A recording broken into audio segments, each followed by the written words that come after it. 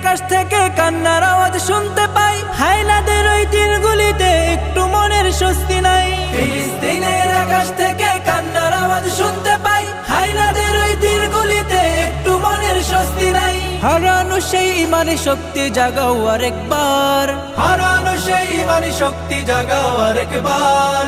উচ্চ স্বরে তাকবীর বলো আল্লাহু আকবার, আল্লাহু আকবার, আল্লাহু আকবার, আল্লাহু আকবার, আল্লাহু আকবার, আল্লাহু আকবার, আল্লাহু আকবার, আল্লাহু আকবার, আল্লাহু আকবার।